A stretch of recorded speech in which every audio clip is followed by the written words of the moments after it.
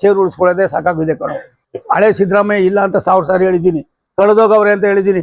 ನಾವೆಲ್ಲ ಸಿದ್ದರಾಮಯ್ಯ ನಮ್ಮ chief minister ಹೋಗಿ ಸಭಿ ಎಕ್ಕಿ ಟೀಮೇ ತಮ್ಮ ಮೈ ಬಿ ಮಂತ್ರಿ ಇರ್ತಾ ಓ ಬಿ ಮಂತ್ರಿ ಇರ್ತಾ. ಹಾಗಾಗಿ ಸಿದ್ದರಾಮಯ್ಯ ಇಲ್ಲ, ಅವ್ರು ಏನು ಮಾತಾಡ್ತಾವ್ರು ಗೊತ್ತಿಲ್ಲ. ಅವ್ರಿಗೆ ಏನಾಗಿದೆ, ಮರುವು ಜಾಸ್ತಿ ಆಗಿದೆ. ಮರುವು ಜಾಸ್ತಿ ಆಗಿದೆ.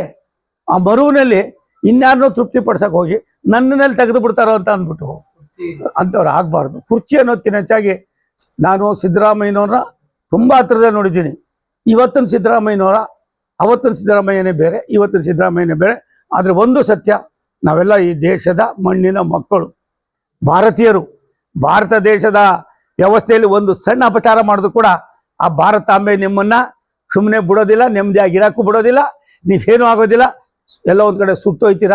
ಇನ್ನು ಮುಂದೆ ಅವರು ದೇಶಕ್ಕೋಸ್ಕರ, ದೇಶದ ಒಂದು ಬಲವರ್ಧನೆಗೋಸ್ಕರ ಮೋದಿಯವರು ಕೈಗೊಂಡಿರ್ತಕ್ಕಂಥ ಇಂಥ ಒಂದು ದೊಡ್ಡ ತೀರ್ಮಾನ ಏನಿದೆ, ಈ ತೀರ್ಮಾನಕ್ಕೆ ತಾವು ತಲೆ ಬಾಗಬೇಕಾಯ್ತದೆ.